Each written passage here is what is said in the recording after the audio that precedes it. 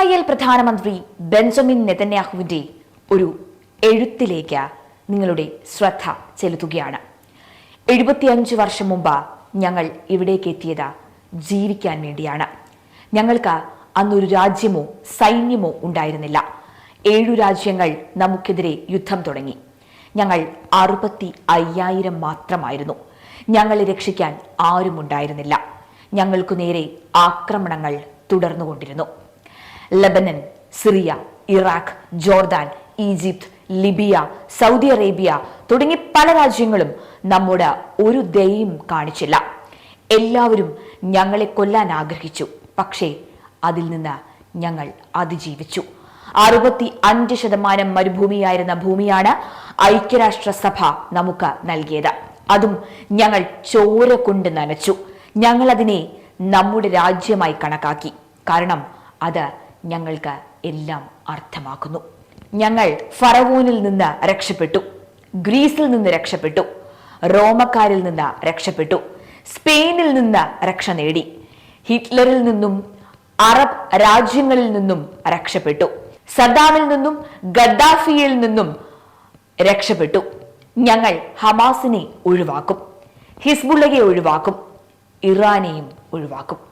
നമ്മുടെ ജെറുസലേം 52 തവണ ആക്രമിക്കപ്പെട്ടു, 23 തവണ ഉപരോധിക്കപ്പെട്ടു, 39 തവണ തകർത്തു, 3 പ്രാവശ്യം നശിപ്പിച്ചു, 44 തവണ പിടിച്ചെടുത്തു. പക്ഷെ ഞങ്ങൾ ഒരിക്കലും നമ്മുടെ ജെറുസലേമിനെ മറന്നിട്ടില്ല.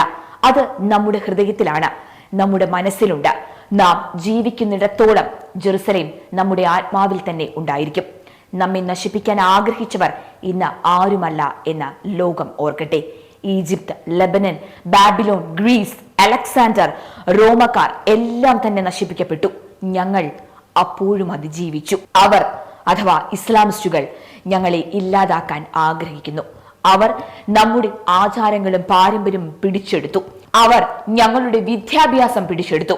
നമ്മുടെ പ്രവാചകനെ പിടികൂടി.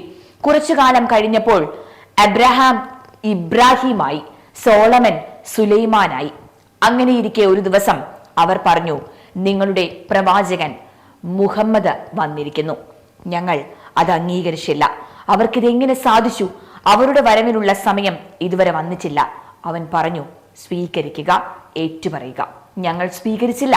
പിന്നെ ഞങ്ങൾ കൊല്ലപ്പെട്ടു. ഞങ്ങളുടെ നഗരങ്ങൾ പിടിച്ചെടുത്തു. ഞങ്ങളുടെ നഗരം എസ്രബ് മദീനയാക്കി. ഞങ്ങളെ കൊലപ്പെടുത്തി ഓടിച്ചു വിട്ടു. മക്കയിൽ ഞങ്ങൾ 2 ലക്ഷം ഉണ്ടായിരുന്നു. അവിടെ ഞങ്ങൾ കൊല്ലപ്പെട്ടു. ഞങ്ങളെ ശത്രുക്കൾ എന്ന് വിളിച്ച് കൊന്നു. പിന്നെ സിറിയയിലും ഒമാനിലും അത് തന്നെ സംഭവിച്ചു. ഞങ്ങൾ 3 ലക്ഷം പേരാണ് കൊല്ലപ്പെട്ടത്. 2 ലക്ഷം പേർ ഇറാഖിലുണ്ടായിരുന്നു. 4 ലക്ഷം പേർ തുർക്കിയിലുണ്ടായിരുന്നു. ഞങ്ങൾ കൊല്ലപ്പെടുകയാണ് എല്ലായിടത്തും ചെയ്തത്. അവർ നമ്മെ കൊല്ലുന്നു.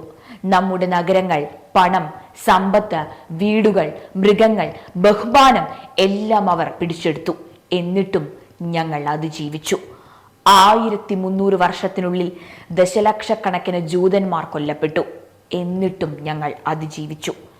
75 വർഷം മുമ്പ് അവർ ഞങ്ങളെ തുപ്പുകയും അപമാനിക്കുകയും തല്ലുകയും ചെയ്തിരുന്നു.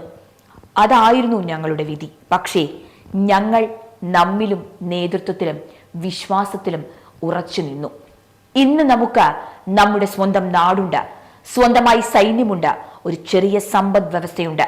ഈ കാലയളവിൽ ഞങ്ങൾ ഇന്റൽ, മൈക്രോസോഫ്റ്റ്, IBM, ഫേസ്ബുക്ക് തുടങ്ങി നിരവധി ഓർഗനൈസേഷനുകൾ സൃഷ്ടിച്ചു.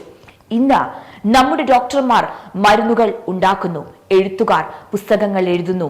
അത് എല്ലാവർക്കും വേണ്ടിയാണ്. ഇത് മനുഷ്യരാശിയുടെ ക്ഷേമത്തിന് വേണ്ടിയാണ്. ഞങ്ങൾ മരുഭൂമിയെ പച്ചപ്പാക്കി മാറ്റി. നമ്മുടെ പഴങ്ങൾ, മരുന്നുകൾ, ഉപകരണങ്ങൾ, ഉപഗ്രഹങ്ങൾ എന്നിവ എല്ലാവർക്കും ഉള്ളതാണ്. ഞങ്ങൾ ആരുടെയും ശത്രുക്കളല്ല. ആരെയും നശിപ്പിക്കും എന്ന് ഞങ്ങൾ ശപഥം ചെയ്തിട്ടില്ല. ഞങ്ങൾ ആരെയും നശിപ്പിക്കാൻ ആഗ്രഹിക്കുന്നുമില്ല. ഞങ്ങൾ ഗൂഢാലോചന പോലും നടത്തുന്നില്ല. നമ്മുടെ രാജ്യത്ത്, നമ്മുടെ മണ്ണിൽ, നമ്മുടെ രാജ്യത്ത് ബഹുമാനത്തോടുകൂടി മാത്രം ജീവിക്കാൻ ആഗ്രഹിക്കുന്നു. ഇക്കഴിഞ്ഞ 1000 വർഷമായി ഞങ്ങൾ നശിപ്പിക്കപ്പെട്ടു, പുറത്താക്കപ്പെട്ടു, പീഡിപ്പിക്കപ്പെട്ടു. എന്നാൽ നശിപ്പിക്കപ്പെട്ടില്ല, തോൽക്കപ്പെട്ടില്ല. ഇനി ഒരിക്കലും തോൽക്കപ്പെടുകയുമില്ല. ഞങ്ങൾ ജയിക്കും. 3000 വർഷം ജെറുസലേമിലായിരുന്നു ഞങ്ങൾ. ഇന്ന് നമ്മൾ നമ്മുടെ ആദ്യത്തെ രാജ്യമായ ഇസ്രായേലിലാണ്. ജെറുസലേം നമ്മുടേതായിരുന്നു, നമ്മുടേതാണ്, അല്ലെങ്കിൽ നമ്മുടേതായി നിലനിൽക്കും. ജെറുസലേം നമ്മിൽ നിന്നാണ്, ഞങ്ങൾ ജെറുസലേമിൽ നിന്നാണ്. പ്രധാനമന്ത്രി ബെഞ്ചമിൻ നെതന്യാഹുവിൻ്റെ വാക്കുകളാണ് ഇത്.